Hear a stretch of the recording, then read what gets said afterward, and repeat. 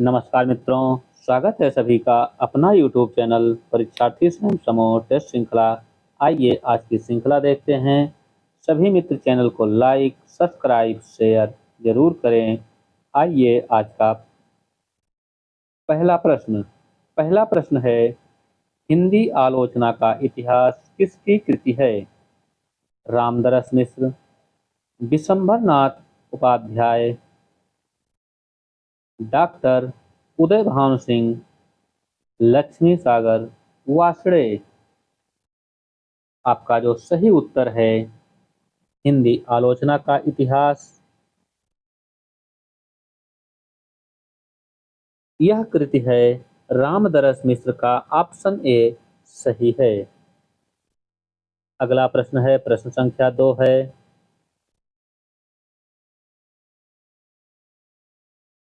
नई कविता के प्रतिमान किसकी रचना है? नामवर सिंह, नंदुलारे वाजपेयी, लक्ष्मीकांत वर्मा, मलयज। आपका जो सही उत्तर है, नई कविता के प्रतिमान, यह रचना है लक्ष्मीकांत वर्मा का। ऑप्शन सी सही है। अगला प्रश्न है, प्रश्न संख्या 3 है, हरिवंश राय बच्चन का तीसरा यात्रा वृत्तांत नहीं, आत्मकथा,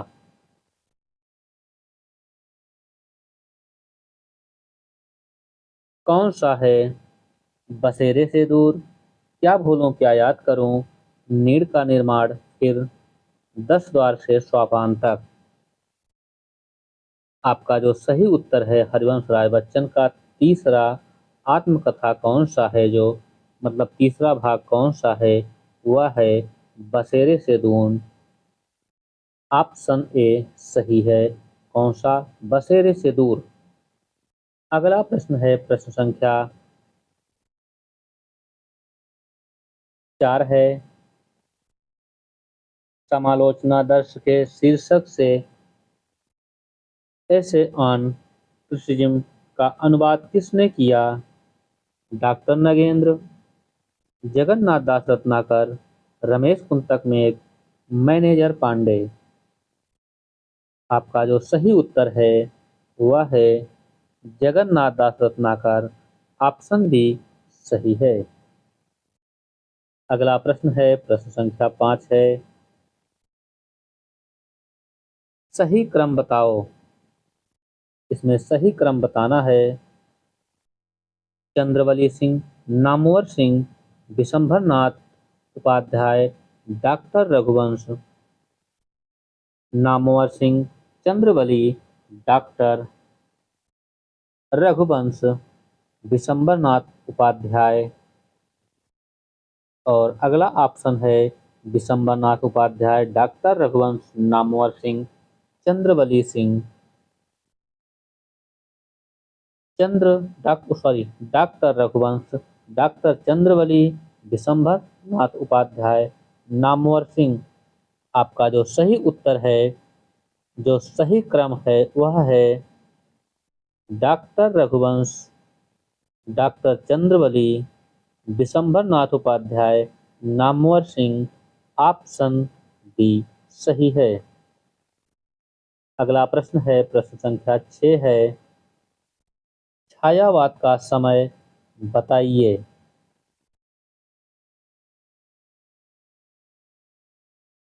1956, 1954, 1955, 1957। आपका जो सही उत्तर है, इसमें छायावाद का जो समय है, छायावाद पुस्तक का समय बताना है। छायावाद पुस्तक का जो समय है, वह है 1955 ईस्वी। ऑप्शन सी सही है। अगला प्रश्न है, प्रश्न संख्या 7 है, कविता के नए प्रतिमान का समय क्या है? 1962, 1968, 1957, 1955।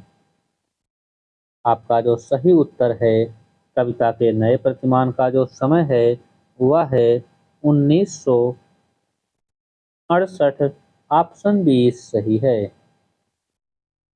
अगला प्रश्न है, प्रश्न संख्या 8 है। टाइमियस किसकी रचना है? हेसियोड, प्लेटो, होरेस, एमिल जोला। इसका जो सही उत्तर है टाइमियस, यह रचना है प्लेटो का। ऑप्शन बी सही है। अगला प्रश्न है, प्रश्न संख्या 9 है। अरस्तु की किस रचना को 10 प्रथा से मुक्त का घोषणा पत्र कहा जाता है?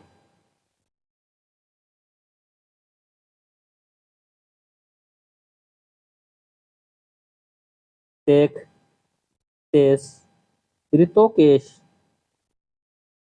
पेरिप्यूस्केटस, वसीयतनामा, इनमें से कोई नहीं।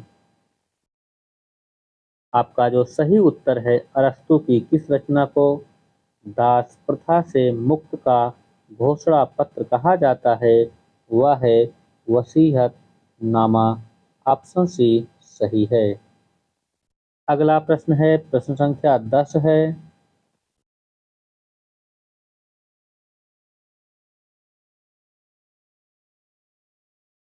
एस्थेटिक के प्रथम भाग में वर्णन किया गया है। सौंदर्य शास्त्र के इतिहास में चर्चा, सौंदर्य शास्त्र का सैद्धांतिक विवेचन का तथा खा दोनों अनुभूतियों की श्रेष्ठता। आपका जो सही उत्तर है वह है सौंदर्य शास्त्र का सैद्धांतिक विवेचन। ऑप्शन बी सही है। अगला प्रश्न है, प्रश्न संख्या 11 है। किसे नोबेल पुरस्कार से सम्मानित किया गया है? टी.एस. इलियट, क्रोचे, जयपाल सत्र, रोला वर्थ। इनमें से किसे नोबेल पुरस्कार से सम्मानित किया गया है? वह हैं टी.एस. इलियट। ऑप्शन ए सही है। अगला प्रश्न है, प्रश्न संख्या 12 है। कविता क्या है? किसकी आलोचनात्मक कृति है? रामचंद्र शुक्ल, अशोक वाजपेयी, विश्वनाथ त्रिपाठी, विश्वनाथ प्रसाद तिवारी। आपका जो सही उत्तर है, कविता क्या है, यह आलोचनात्मक कृति है विश्वनाथ प्रसाद तिवारी की। ऑप्शन बी सही है। और आचार्य रामचंद्र शुक्ल का क्या है? इनका भी कविता क्या है, लेकिन इनका काव्य है।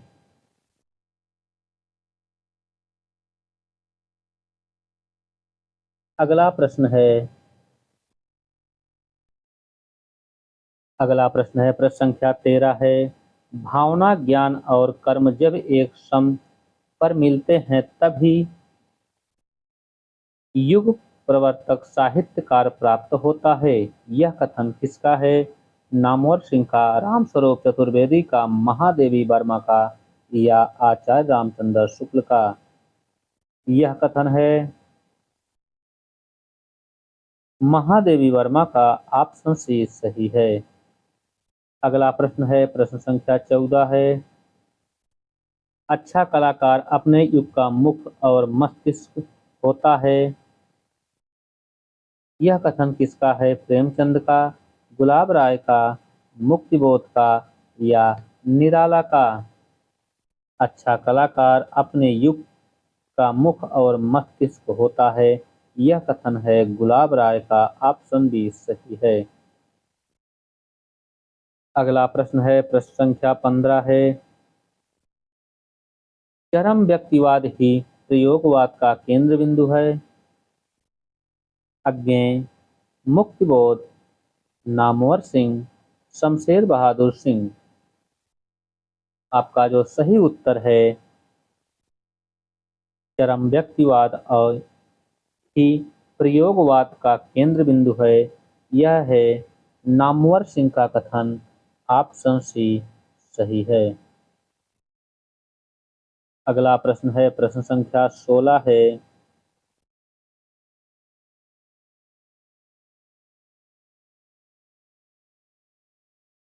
कविता अंतर्जगत की वाणी है और भावनाओं का सुधारात्मक रूप है। सुमित्रानंदन पंत, महादेवी वर्मा, शांत प्रिय द्विवेदी, निराला। यह है शांत प्रिय द्विवेदी का। ऑप्शन सी सही है। अगला प्रश्न है, प्रश्न संख्या 17 है। आलोचना का विषय ही कवि नहीं कविता है। इलियट। यह कथन इलियट का है। ऑप्शन बी सही है। आलोचना का विषय कवि नहीं कविता है। यह कथन है इलियट का। अगला प्रश्न है, प्रश्न संख्या 18 है। आत्मकथा जीवन की कुछ घटनाओं और अनुभूतियों की एक अभिव्यंजना है। किसकी उक्ति परिभाषा है?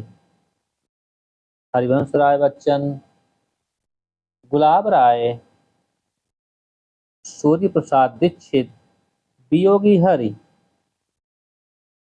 आपका जो सही उत्तर है, आत्मकथा जीवन की कुछ घटनाओं और अनुभूतियों की एक अभिव्यंजना है।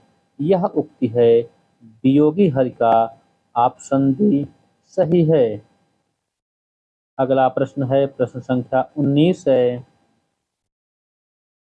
जीवन सार प्रेमचंद की आत्मकथा किस पत्रिका में प्रकाशित हुई?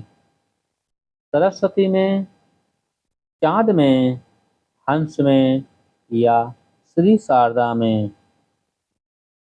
जीवन सार प्रेमचंद की आत्मकथा यह किस पत्रिका में प्रकाशित हुई? यह प्रकाशित हुई है हंस में। ऑप्शन सी सही है। अगला प्रश्न है, प्रश्न संख्या 20 है। किसकी कृति है कितने शहरों में कितनी बार? मन्नू भंडारी, ममता कालिया, रूपनारायण सोनकर, सच्चिदानंद हीरानंद वात्स्ययज्ञ। आपका जो सही उत्तर है, किसकी कृति है कितने शहरों में कितनी बार? यह है ममता कालिया का। ऑप्शन बी सही है।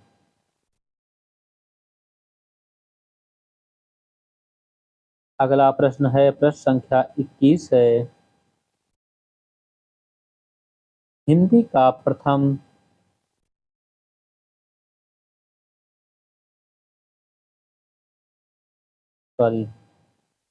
किस रचना में इस्लामिक धर्म गुरुओं का जीवन परिचय मिलता है?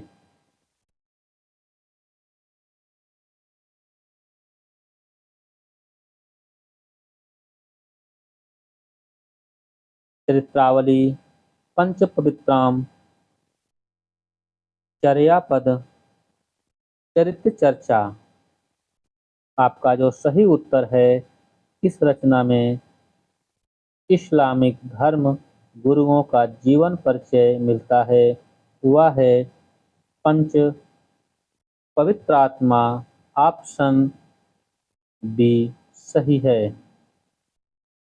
अगला प्रश्न है, प्रश्न संख्या 22 है। हिंदी का प्रथम संस्करण होना चाहिए, संस्करण हो गया है।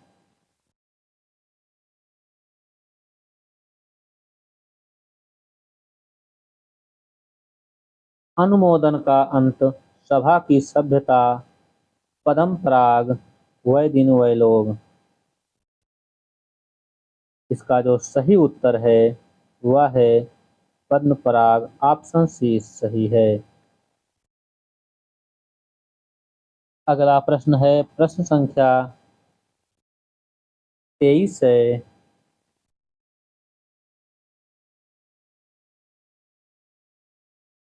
संस्मरण रेखा चित्र और आत्मचरित्र इन तीनों का एक दूसरे से इतना घनिष्ठ संबंध है कि एक सीमा दूसरे से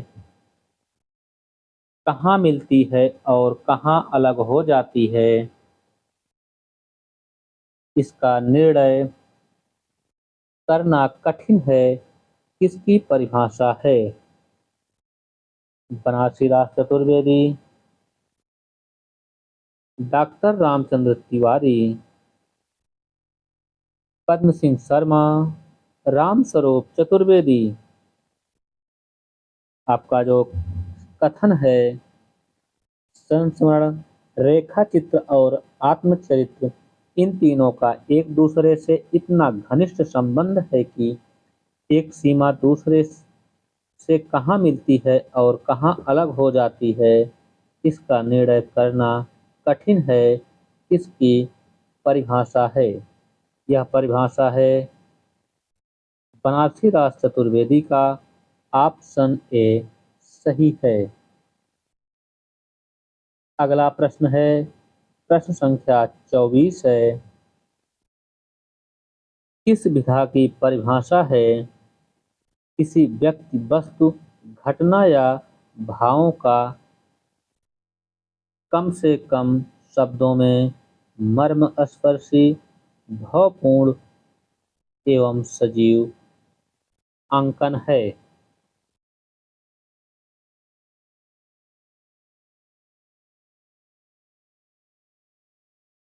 यह किस विधा की परिभाषा है? यह है रेखा चित्र का।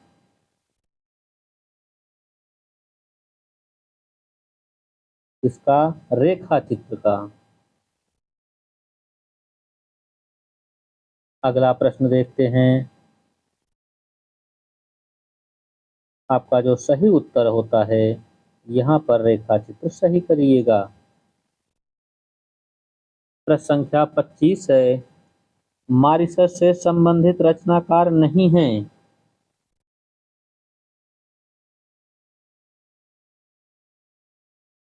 जैनन प्रसाद, अभिमन्यु अनंत, गुलशान, गंगाधर सिंह, सुखलाल। आपका जो सही उत्तर है, मॉरिशस से संबंधित रचनाकार नहीं हैं, वह हैं जैनानंद प्रसाद। ऑप्शन ए सही है। अगला प्रश्न है, प्रश्न संख्या 26 है।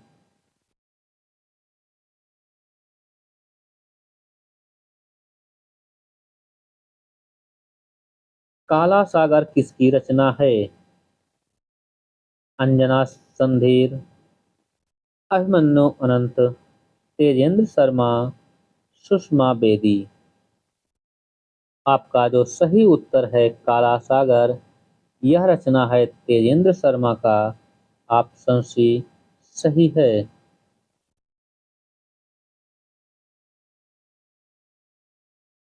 अगला प्रश्न है, प्रश्न संख्या 27 है। मार्तंड पत्रिका के संपादक थे नवीन चंद्र राय, मोहम्मद नसरुद्दीन, तारामोहन मित्र, ईसाई मिशनरी।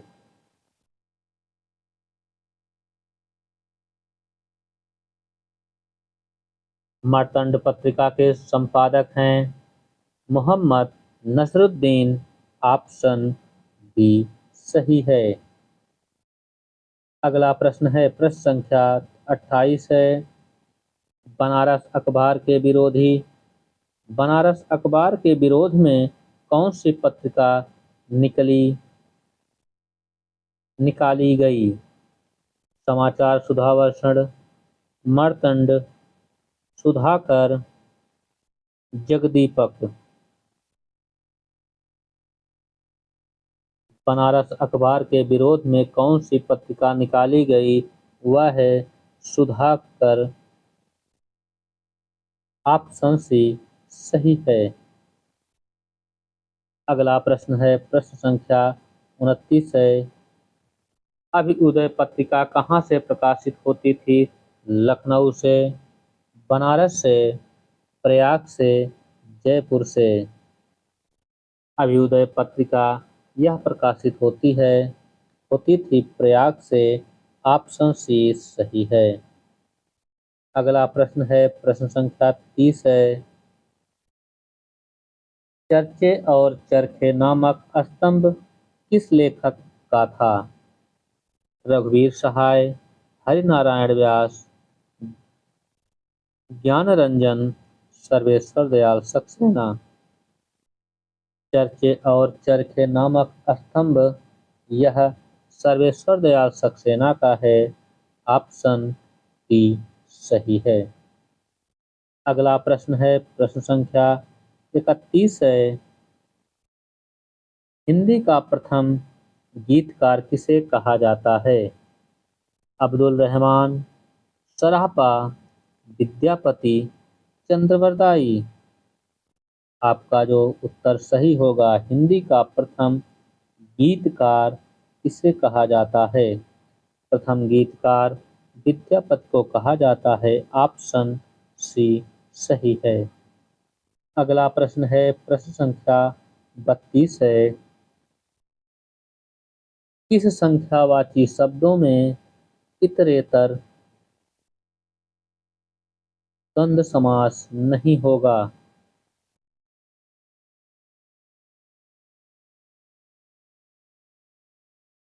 इसमें इंद्र समास नहीं होगा, हो गया है, द्वंद्व होना चाहिए।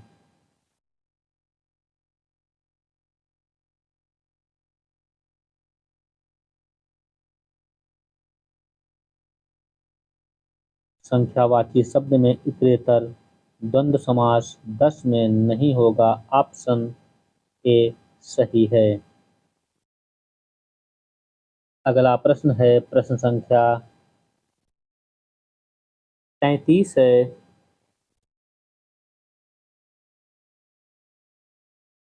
किस पहले हिंदी आचार्य ने काव्य के लक्षणों में छंदों का समावेश किया है?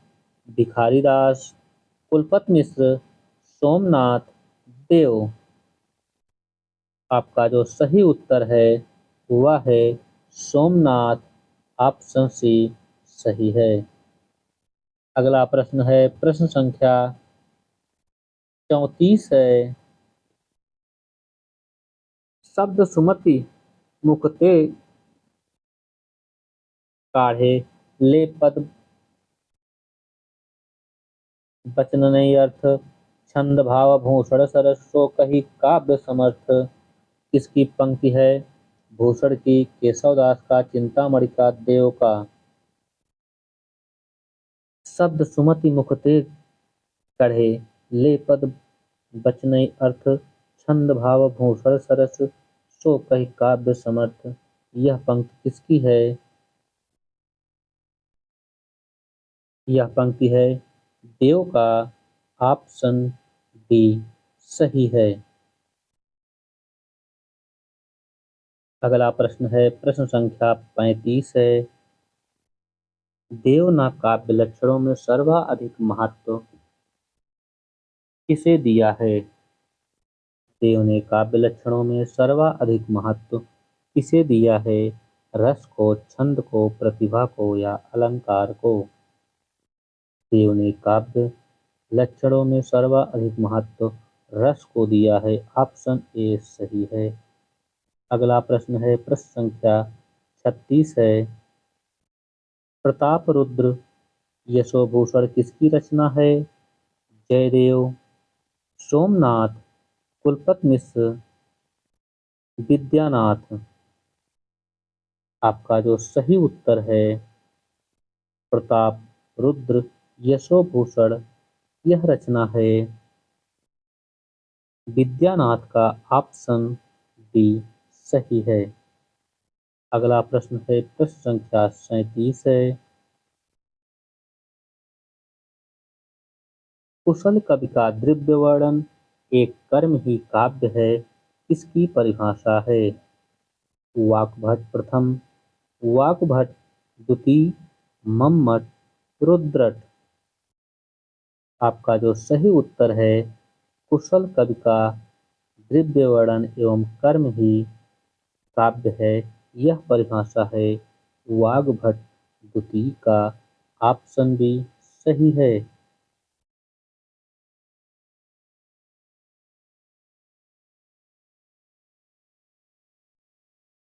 अगला प्रश्न है, प्रश्न संख्या 38 है। हिंदी का कालिदास किसे कहा जाता है? देव को, भिखारी दास को, सेनापति को या पद्माकर को? हिंदी का कालिदास सेनापति को कहा जाता है। ऑप्शन सी सही है। अगला प्रश्न है, प्रश्न संख्या 39 है। राजभाषा आयोग के प्रथम अध्यक्ष थे इब्राहिम अलकाजी, बाबा साहेब भीमराव, पुरुषोत्तम दास टंडन, बाबा साहेब गंगाधर थे। आपका जो सही उत्तर है वह है राजभाषा आयोग के प्रथम अध्यक्ष थे बाबा साहेब गंगाधर थे। ऑप्शन डी सही है। अगला प्रश्न है, प्रश्न संख्या 40 है। विश्व हिंदी सचिवालय की स्थापना कब की गई? 21 नवंबर 2013 को, 12 नवंबर 2002 को, 22 नवंबर 2002 को, 13 नवंबर 2003 को? आपका जो सही उत्तर है हिंदी विश्व हिंदी सचिवालय की स्थापना 12 नवंबर 2002 को। ऑप्शन बी सही है। अगला प्रश्न है, प्रश्न संख्या 41 है।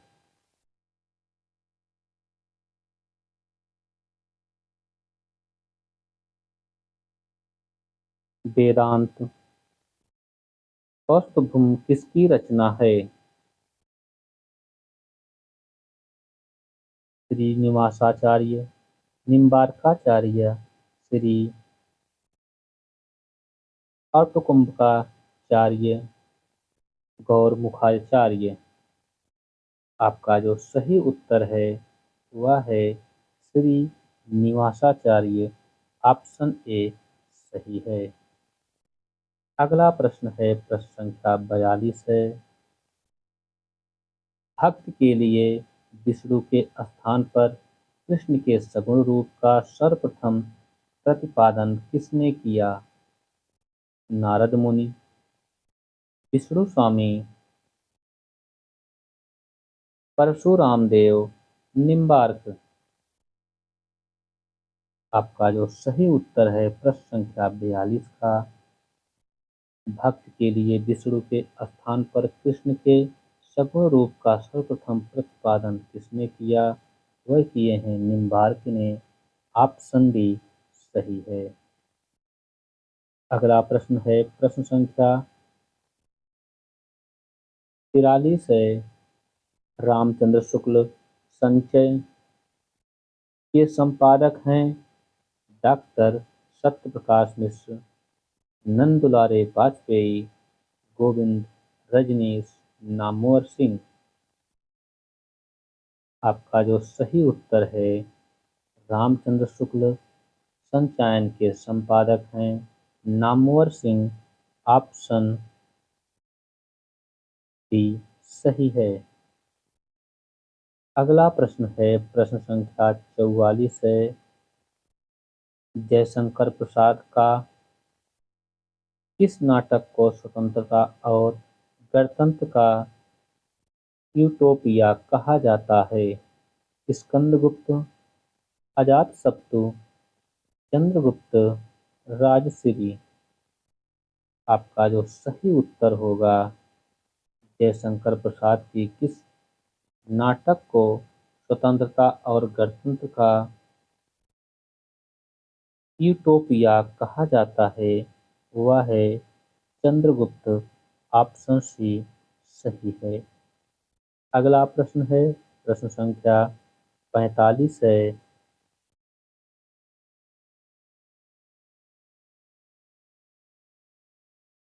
अभिकथन ए उपभोक्तावादी सभ्यता से असंतोष भाववादी बुद्धिजीवियों के लिए स्वाभाविक है।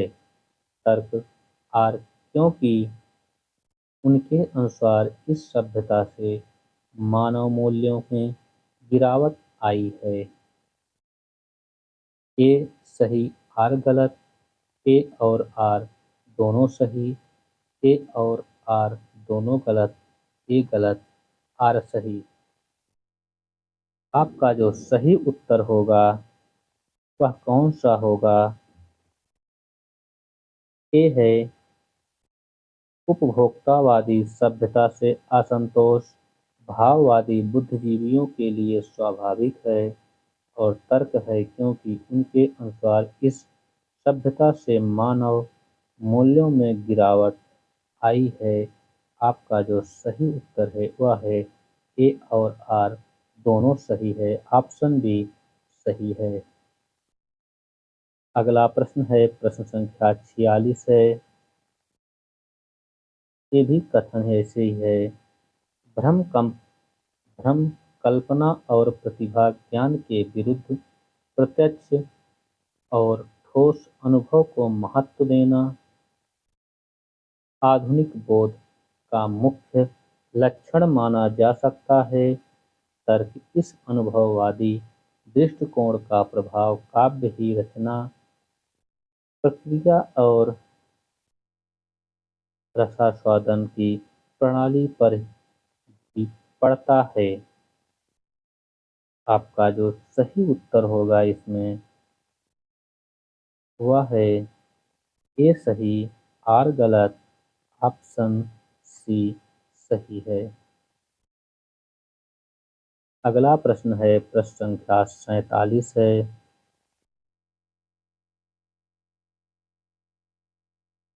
आचार्य भरत ने किसको अनुभाव के अंतर्गत नहीं माना है? कायिक को, वाचिक को, सात्विक को, आहारी को? आचार्य भरत मुनि ने अनुभाव के अंतर्गत नहीं माना है आहार्य को। ऑप्शन डी सही है। अगला प्रश्न है प्रश्न संख्या 48 है।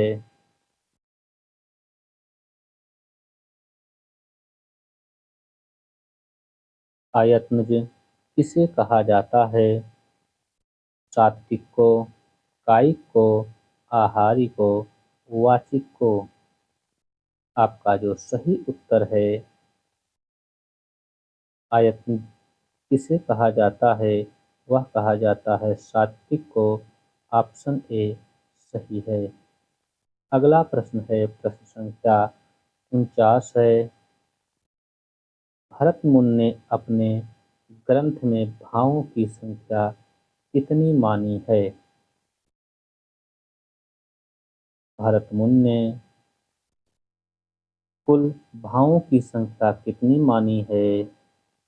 48, 49, 50 या 51? आपका जो सही उत्तर है वह है 49। इन्होंने भावों की संख्या 49 माना है।